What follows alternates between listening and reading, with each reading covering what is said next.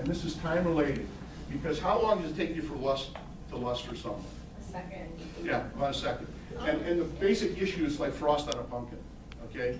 It goes away as soon as you rub it. If you rub it, if you rub it, it will come like the field of wet dreams. The field of wet dreams. So the basic issue is lust is time limited too, but you can't base your relationship on lust. I love the question, is sex important to a relationship?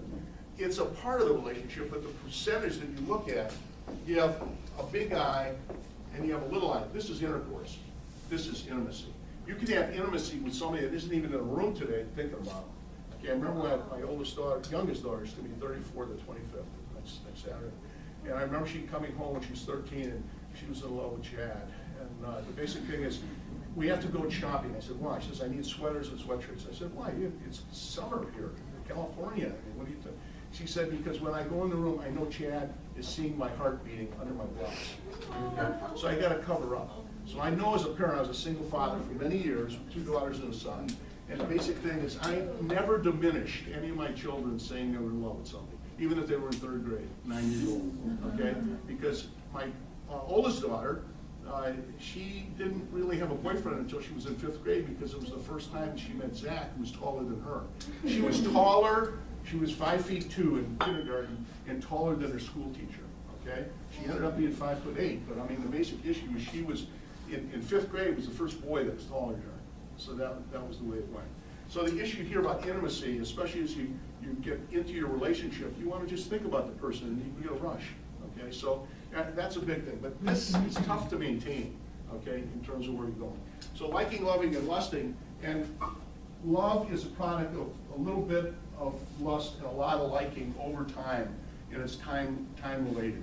So don't really, tell me, in fact, in relationships, thousands of people that I've seen, 35,000 people in private practice, and thousands of those people had relationship problems, okay, gay, straight, or in between, it didn't make any difference.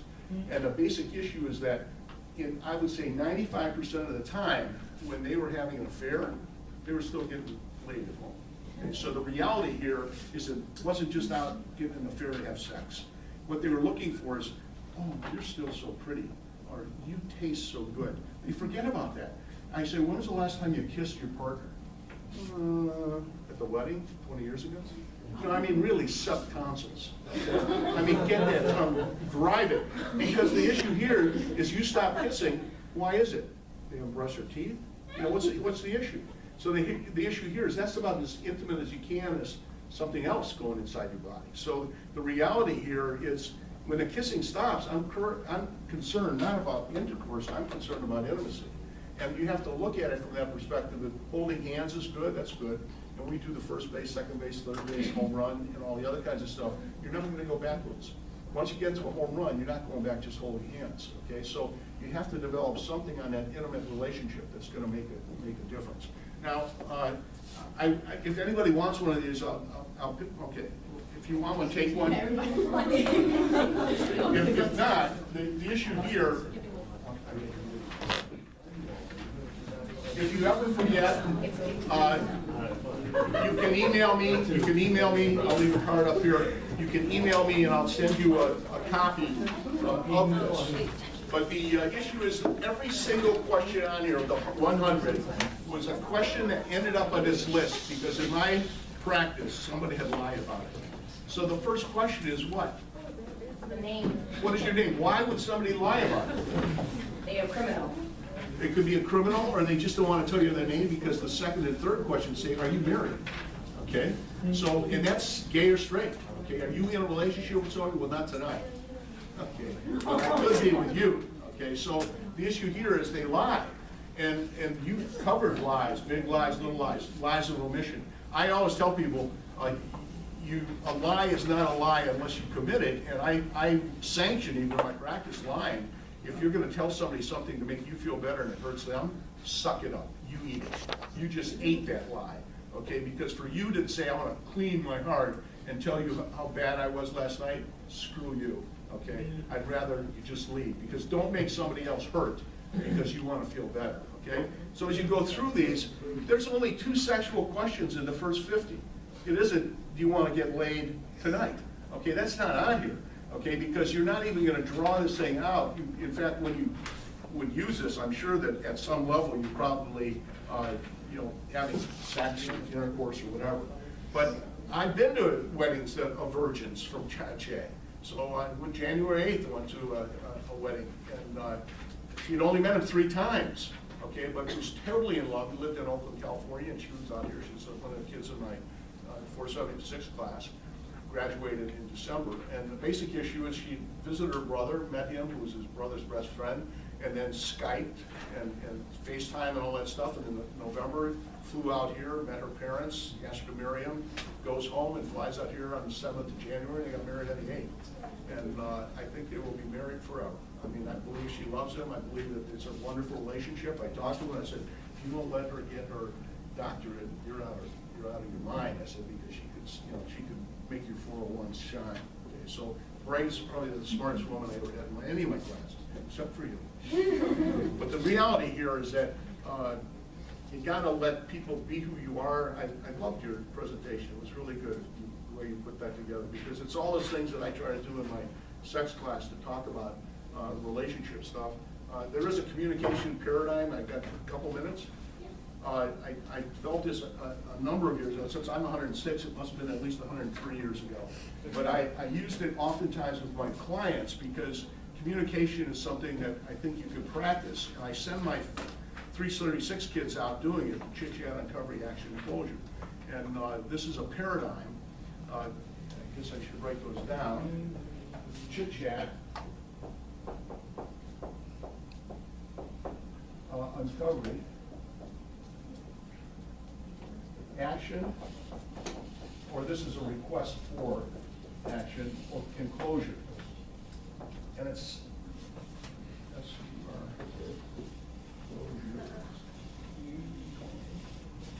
the basic issue is a man comes home in the middle of the day unexpected, and basically he sees his wife's car in the driveway. The front door is standing a little bit open, and he can hear the sound of music coming from inside the house. So he comes in and says, "Hi, honey, I'm home."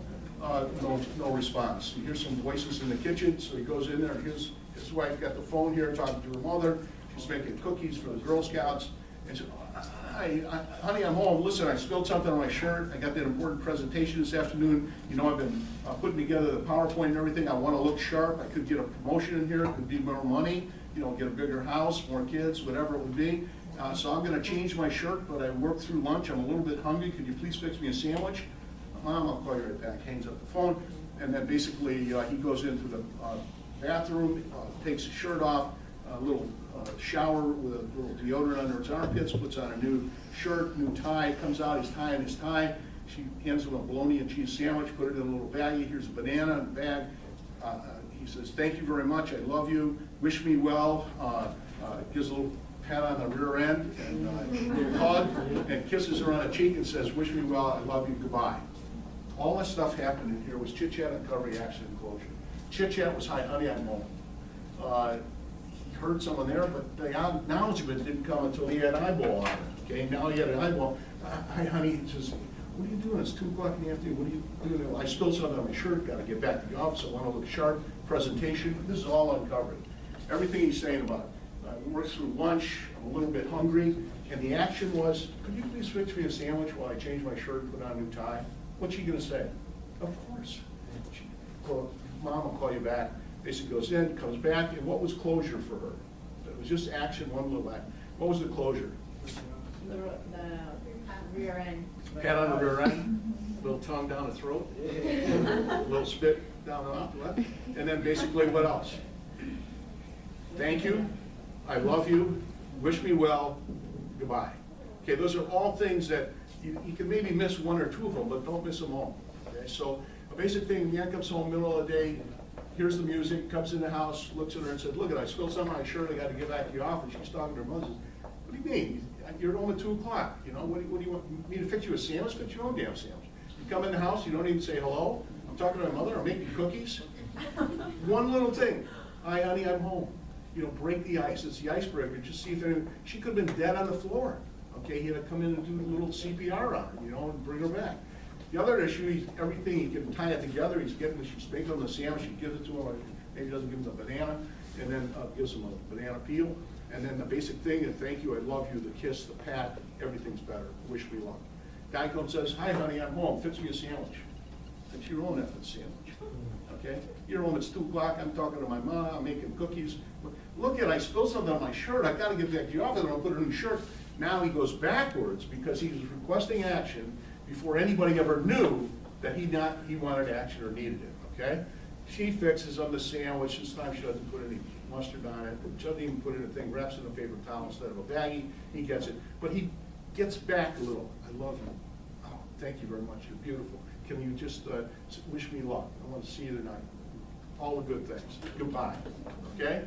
Last thing, hi honey, I'm home, so something on my shirt, I work through lunch, a little bit, honey, fix me a sandwich, and he walks out the door. Takes it as he walks out the door. What's going on now? No, thank you. No, I love you. No pat, no butt, no cheek, no spit, nothing, okay? She calls her mother, Mom, listen, I gotta call an attorney. He comes home, the house is cleaned out. She's moved out because he didn't say thank you, I love you, and all the rest of the stuff. Gay or straight, it's the same. Because you screw up relationship because you fail to do the things you do to keep the relationship going, okay? So that's all I got.